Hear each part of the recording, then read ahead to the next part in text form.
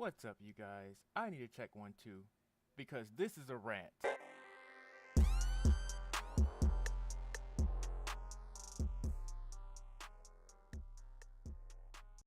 Okay, welcome to rant number 5.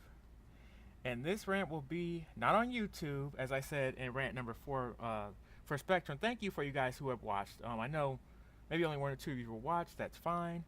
So, this rant is going to be about my holiday job. So, I know in certain videos I sort of alluded to what kind of work I did, but this video is actually a little bit impromptu. What I was supposed to have done is write down the things that happened at the workplace and then talk about them. However, due to unforeseen events, it's actually getting moved up, and the reason it is because even after I'm done with this job, it has affected me in ways that really, well, it doesn't trigger my PTSD about the job. It really just gets to me. So here we go with this rant. There may be some cussing. So, uh, the job I had during the holiday season was I was a CEP at the Postal Service. Yay! So yeah, if you guys don't know what a CEP is, it is basically what they call your position is a casual, and there are two types of casuals. I was a CEP mail handler. So normally, what you would do is any kind of mail that comes by, you're at certain stations or you're doing certain jobs, certain assignments they call them, and what you would do is obviously just follow the directions, which I'll get into right now because even following the directions is a huge hassle. But instead of telling you what each job pertained to, I'm going to go in chronological order. So, I did an update video in early November saying that I would not have time to record. I'm giving you guys a little bit of a preface and some context. And then I said November the 11th and 12th, I'd have orientation. So I did have orientation because what happened was I applied for it in early October. I went to what they called an orientation. It really wasn't an orientation, it was a mass interview where you had like 40 candidates. And chances are we were all going to get hired because the Postal Service needed people. So yeah, that happened, and then a few weeks later, I got contact. And let me just say, they have the longest. If you've done a lot of small jobs like I have, they have the longest application ever. And you have to tell them everything because this is a government job, mind you. Um, they don't get funded themselves, but they are a government job. They haven't got funded since 1982. Um, anyway, so yeah, I did orientation, met some nice people. I totally forgot most of them by now because it is January. Recording this, what is it? January the 15th, I think. Let me check. Yes, it is January the 15th. So I just got done, oh God, I just got done 10 days ago, the Friday before last. So anyway, I'm going to start in chronological order.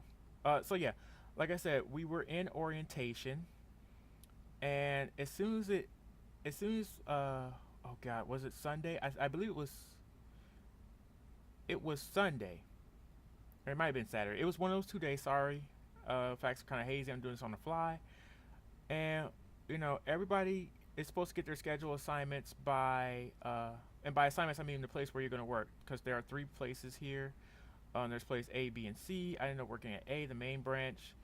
But the only thing was everybody else from branches B and C, they got um they got their schedule, and I was getting ready to ask, well, where's our schedule? Apparently, we were just told to show up at 10 a.m.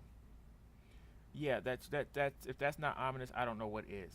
The problem with that is everybody else got their schedule from the time that they started the holiday season to the end of it, and we didn't get anything. Um, so that should warn you. Anyways, so next day, well, I'll say this is Sunday. So the next day, we actually get our schedule. Well, sorry, we actually we actually do our schedule. No, we actually show up, and there were five of us at site A, which is where I was, building A. And all we were told to do is go to the MTO office. Now, yes, we were inside the building, but we didn't know where the MTO office. So we went to security. We stood there for about 10 minutes, and then I guess it was one of the supervisors. I don't remember. That day was kind of that. The start of that day was kind of hazy. I just know there was five of us. Um, let's see. Yeah, there were five of us.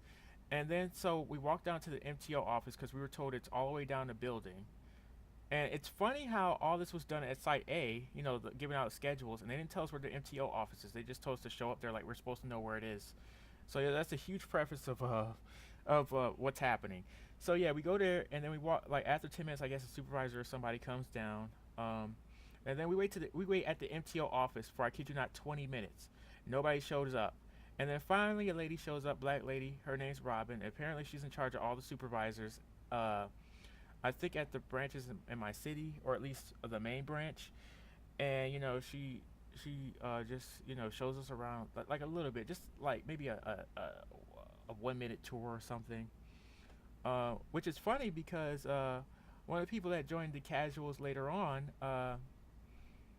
they actually got a tour only because the union was there. Union wasn't there with us, so we didn't get a tour. Yeah, but anyway, so she shows up, and then we meet Supervisor A. Now Supervisor A, um, I'm gonna call him Cross. So yeah, so we see Cross, and he talks to us for a minute, and then he just leaves again. So Robin has us do what is called clearing the equipment, and we were making boxes, mind you, to clear the equipment. And of course, during orientation, they don't teach you how to do any of this stuff. You learn it when you're on the job, which is very dangerous. The orientation was more or less safety hazards and how they don't want you to sue them. So yeah, we ended up doing that. I'm thinking to myself, oh boy, this is gonna be a long 8 weeks because, like I said, I'm a tech person. When it comes to manual labor, it's not that I don't work hard. It's just that I don't necessarily get it. Just like old people don't necessarily get technology, I don't necessarily get the old technology. I'm not even gonna lie to you. Um, so yeah, I can hear all the older people laughing at me. So yeah, I was kind of out of my element a little bit, and he gave me some shrink wrap. I guess because we were gonna shrink wrap trays. I didn't do that the first day. I didn't even know what the shrink wrap was for. And then so Cross comes over again, and he's like, "Okay, which one of you wants to come with me?" And I said, "Okay, fine, I'll come with you." So I get introduced to uh, the best machine I've ever been. Well, the best assignment I've ever been on, which was the uh, high speed tray sorter, which is the HSTS.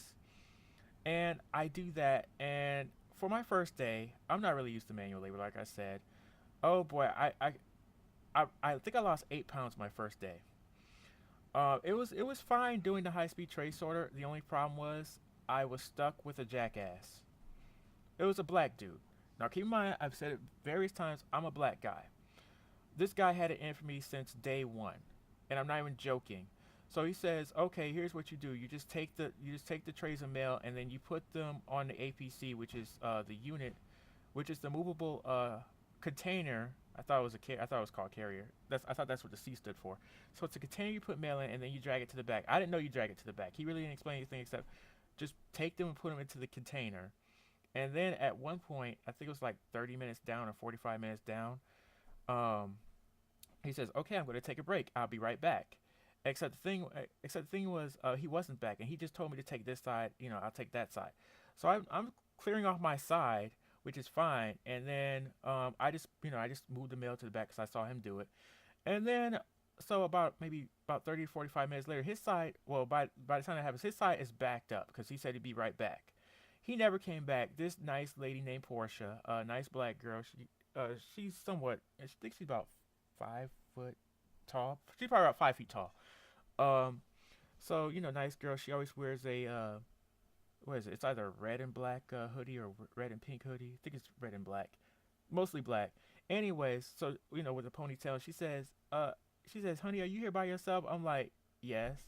And then she's like, "Somebody was supposed to be over here, right?" And then she said, "Okay, we're gonna find out who's over here once she cleared everything up." Portia is an ace at that high speed. I'm not even joking.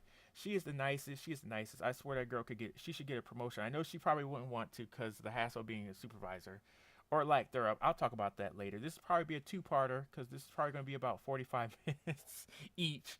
Um, and remember, I'm going chronological order, you guys, so it can help me remember what I wanted to talk about rather than writing it down.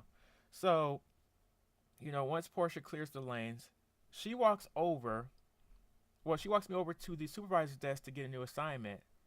Uh, and here's the thing, I didn't even know when to take breaks. This guy just takes a break, and then Portia and I find him at the dispatch office, and, and the dispatch office really isn't an office. It's just an area with chairs, and like there's like a little door, and it's all in the open, so you can so from the dispatch office you can see everything in front of you. It doesn't even have windows. You could literally see the high speed trace order. So yeah, he's just sitting there on the chair laughing. This black dude, he's bald. Sometimes he wears a Scully. Actually, I wore a Scully the whole time I was there. Like every day, I wore a Scully. But yeah, he's wearing a Scully. He's bald. He kind of sounds like, in a way, he kind of sounds like Dame Drops. I don't know if you know who he is, but yeah, he's this bald guy with the whole bruh man look. He's not exactly short. He's about the same height as I am. He's got that face. Like when you see him, he look like the around the corner dude. Not really rough, but sort of chunky like. But yeah, him, he was just sitting there laughing. He was like, that's not even, she said, Portia confronted him. She said, that's not even funny. He just sat there, doing everything you told him to do. And you're over here sit down. He's like, that's what we do. We take a break after we're done. But the thing was, he didn't tell me he was taking a break, nor do I know when to take a break. So, at that moment, I was like, okay, I'm peeved. I'm sort of annoyed at him, but I didn't let it necessarily get to me. Like I said in my last rant, I'm the kind of person that keeps this in. Now, this is important to keep in mind what type of guy this is, because this is not my first interaction with him. And actually, it is later on when I get to it, it will be the future interactions with him will be some of the worst I've ever had at this place. Keep that in mind. Um, and also keep in mind that this place, judging by how he acts, there's no micromanagement as far as when you take breaks and stuff. So keep that in mind too. It's the post office. The mail is always there. There's always something to do, except when it's not. But I probably won't even get to that. This will be a multi-part video, by the way. I do apologize, but there's so much that happened at the post office. You won't believe it. I am sworn to secrecy, though. Of course, I'm not going to expose anything that's too dangerous for people to hear. This is just my rant about my time there and what really annoyed me. There's not going to be any government trade secrets or anything, you guys. I'm not trying to go to jail. But anyway, this guy, I'm going to say his name was Steve. So yeah, we got Cross the supervisor and we got Steve. So yeah, Steve was a real jackass. So yeah, he was sitting there laughing. Portia confronted him, and I think, well, later on I'm going to tell you, but some of the supervisors did find out that what he pulled, and I'm telling you now, he didn't get in trouble because he is a full-time union employee. Thank you, union. But I'll get to the union and their bullshit later.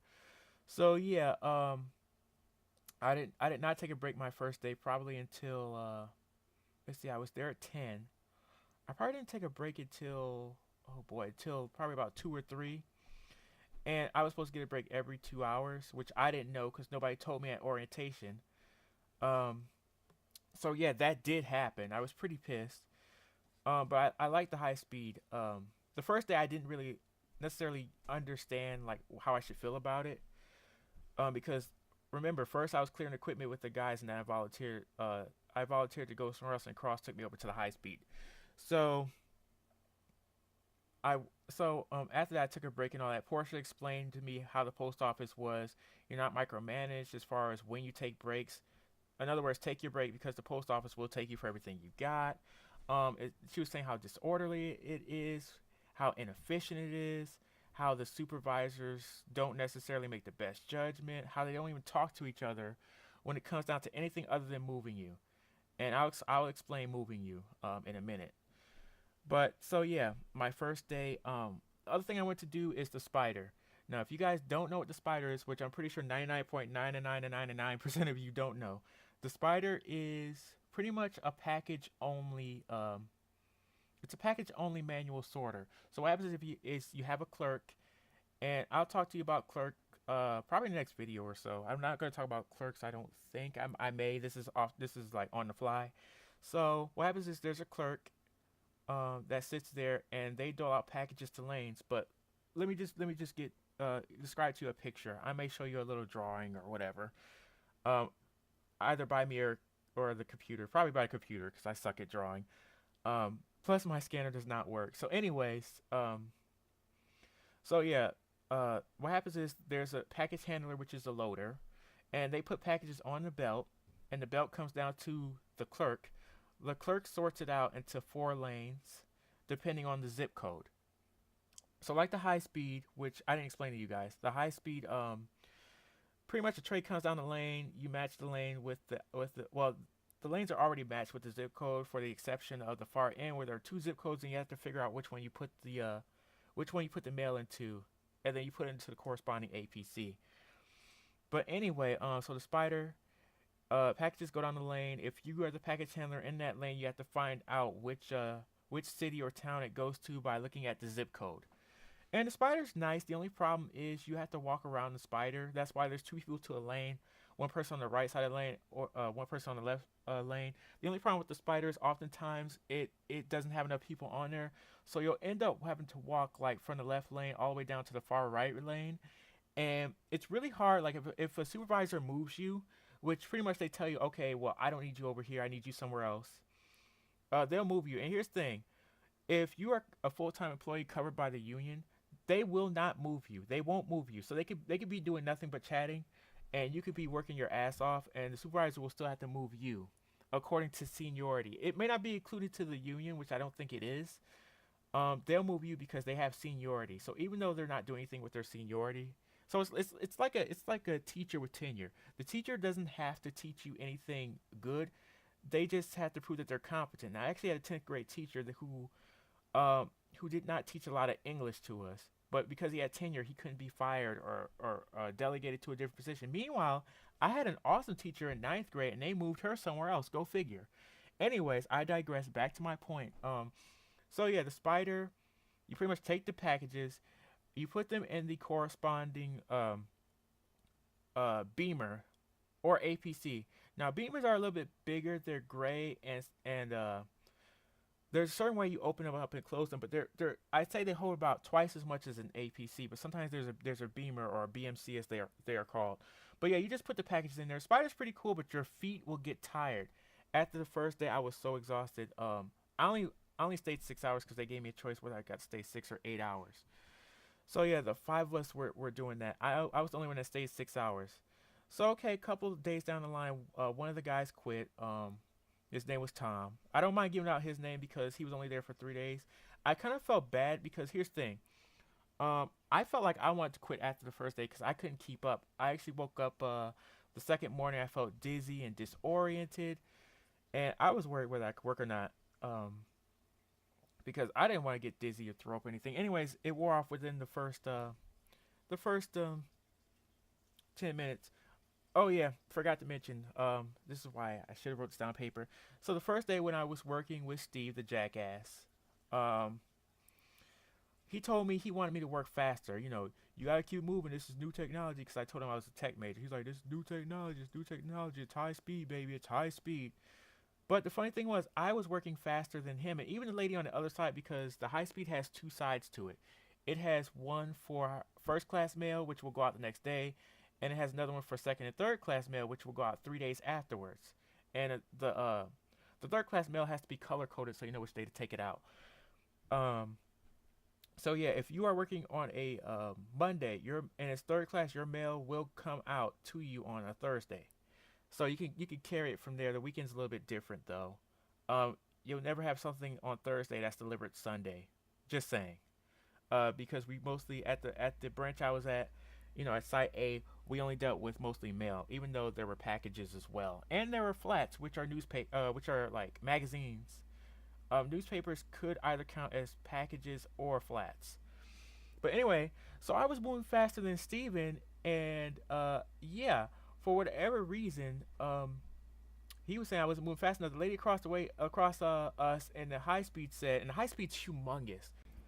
Sorry about that. For whatever reason, the recording program I used decided to stall out on me. But anyway, it's 75. I say it's about maybe not 75. It's about 45 feet long, so it's pretty long.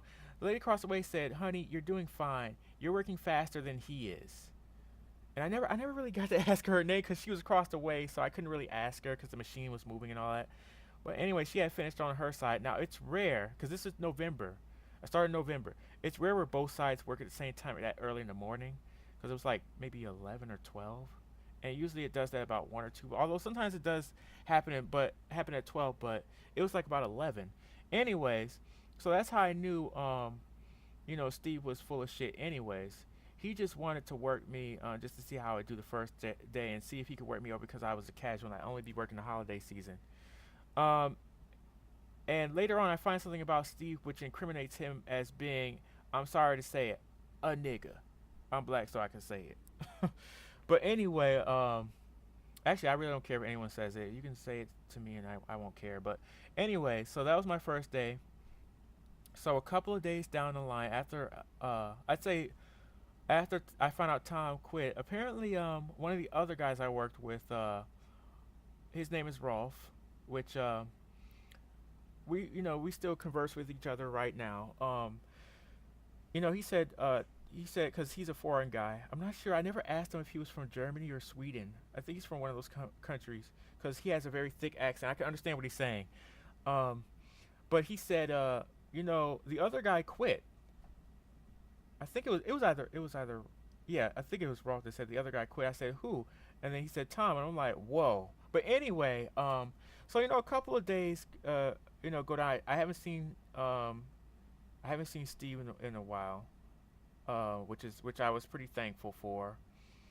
And this is where I noticed the hypocrisy with some of the supervisors. So my second day, I'm gonna go back to my second day because I just wanted to mention that Tom had quit. So the second day, I met supervisor. I met supervisor B, who I will nickname Ben. So Ben was actually he was an older guy, probably in his 50s. He was, I'd say he's in his early 50s or late 40s. So he's bald. Unlike Cross, who looked kind of like a duck. Cross looks like kind of like a duck, but he always has like this serious. I don't know if there's a such thing as a resting bitch face for a guy, but he kind of has that. He kind of has that devious look on his face where he's always planning something. But anyway, Ben is a really nice. He's a pretty nice middle-aged guy. He wears glasses, and Ben and I we've never had problems. I think out of all the supervisors, I see him most often, and he's pretty cool. I'm gonna let you know right now, your boy Beast. He gets kind of flustered at times when it comes to not understanding anything. But keep in mind, you guys, like I said, this is a job where you learn things not at the orientation, but while you're doing it. So, a couple of days down the line, he wanted me to do something which is known as zip and strip. Now, here's the thing: I didn't know it was called zip and strip because Ben, he just explained to me how to do it, which was fine. And I was so overwhelmed and so nervous because I think it was one of the days where Rolf was off because Rolf and I, since the time we started, uh, you know, we've worked together. But of course, there were some days where Rolf was off and I wasn't. So this had to be been one of the days where I was off, and I thought it was one of the days where I got pulled off high speed. It's called getting bumped. So yeah, I ended up doing I ended up doing what's called zip and strip, where you you take the sleeve off of the tray of mail.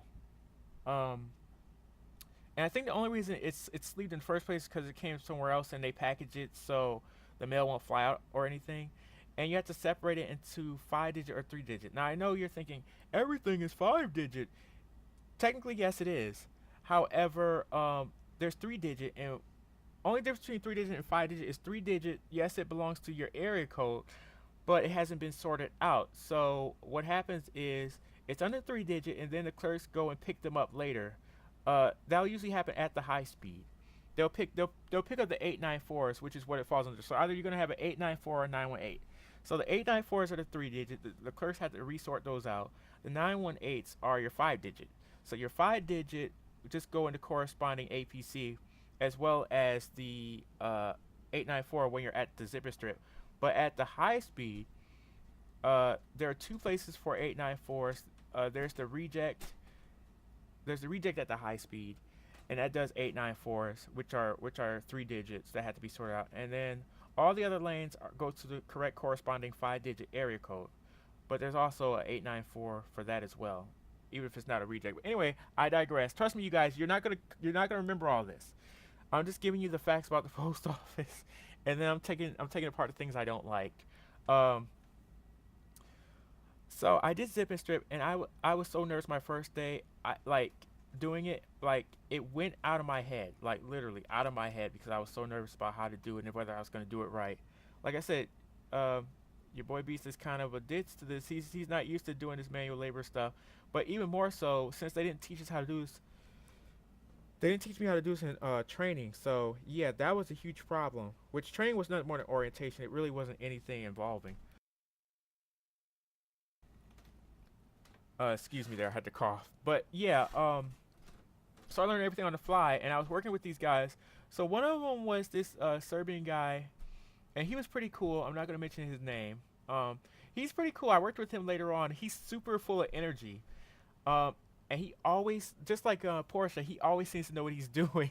And then there's this other guy who I see sometimes, and like he also has a resting bitch face, and he's looking at me like, "Come on, kid, you don't know how to do this." And I'm like, this is because like it was my first couple of days, and I'm like, I'm usually over at the high speed because the first couple of days they just kept putting me over there because it just made sense to put somebody over there who knew what they were doing. But sometimes you won't always be able to do the high speed, especially if there's no mail coming over there, obviously. But if a supervisor moves you, it's A, because they think it's important, or B, the important assignment they want done, they just need someone to do it. And since you're the closest one that looks like you might not have anything to do, they'll put you there even if it starts piling up within 5 minutes. So, yeah, I did that, and like I finally was working. I think I was working with the foreign guy who was cool, the one that's always so hyper and giddy and knows what he's doing. So yeah, I did that for a while. But yeah, the first couple of weeks was a blur. I also did some flats, and flats I only did flats once because Cross he was not happy about how slow I took as far. So yeah, he was not happy. Sorry about that. Got interrupted. So yeah, he was not happy about that. I might have to blur that out. So yeah, I did flats, and flats pretty much you just take the package of magazines. You may have to open them, not open the magazines, but like it comes double wrapped, so you may have to take off the plastic.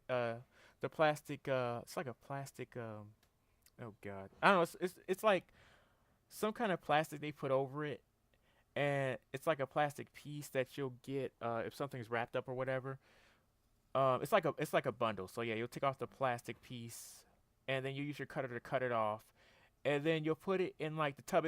You put it in the tub, and then once it gets full, you just slide your hand across, and then it'll slide to the back. So across was like you're going too slow. Just put it in there, and I'm like, I have to make sure that this stuff is make sure that there's a label on it and stuff. Make sure that there's an address to it, and he's so Cross is so quick about trying to get it done.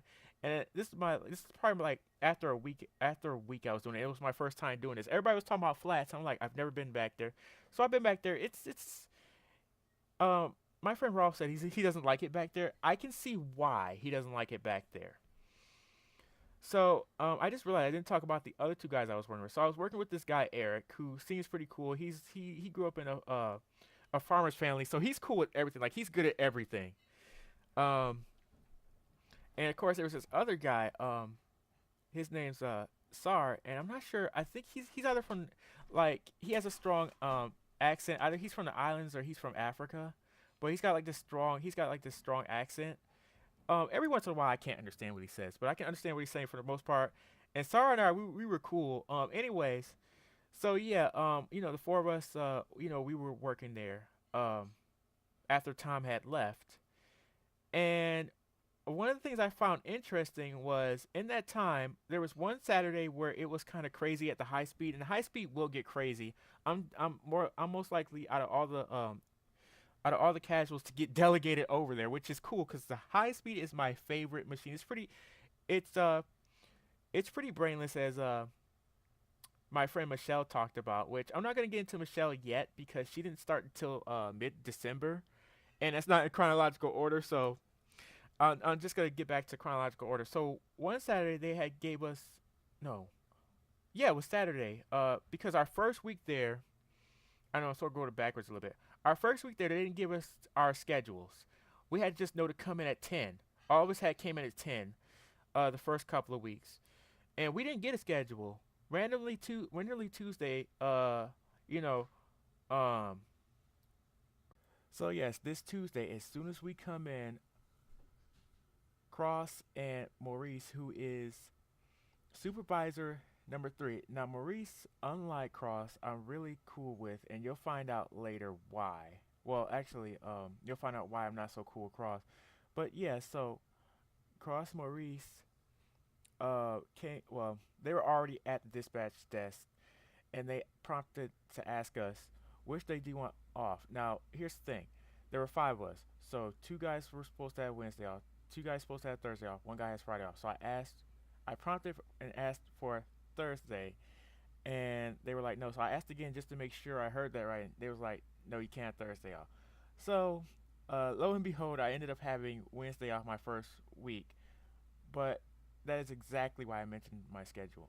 The second day went a lot better than the first day. Sorry I'm jumping around facts, you guys.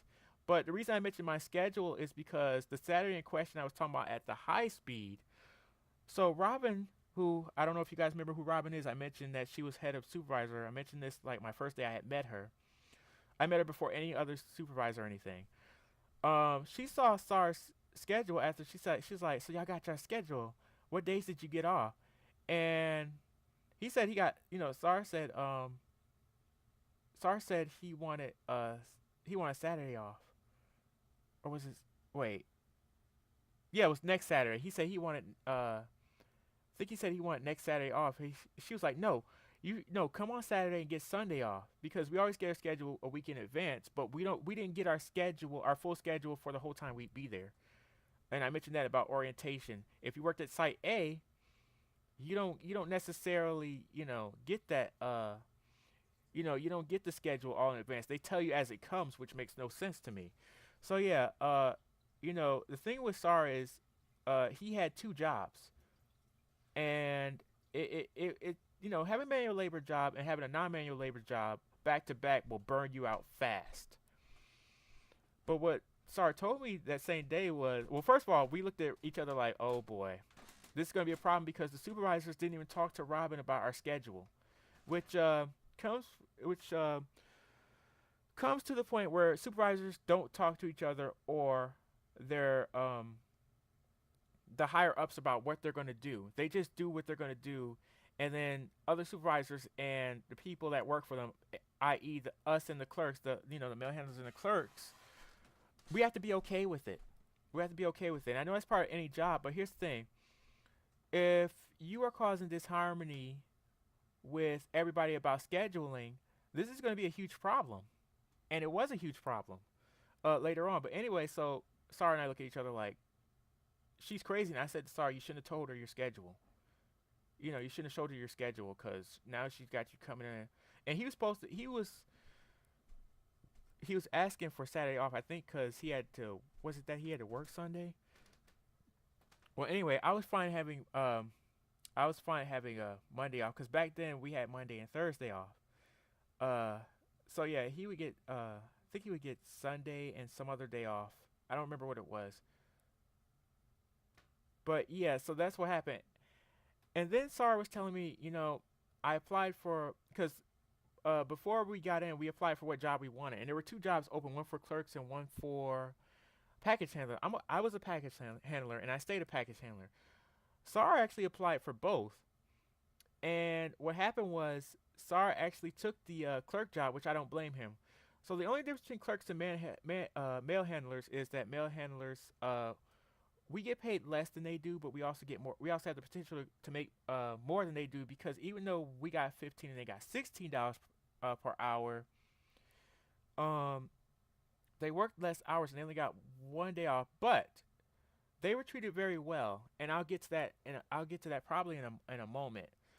Uh, so I want to just jump. Well, I probably should just jump to the part. Okay, so Sar gets his job. One day he was showing me at lunch that hey, I applied to this position, I actually got it. Now the thing with the clerk job is it's for 1 year, it's for a 1 year trial, and then they'll figure out if they want to hire you.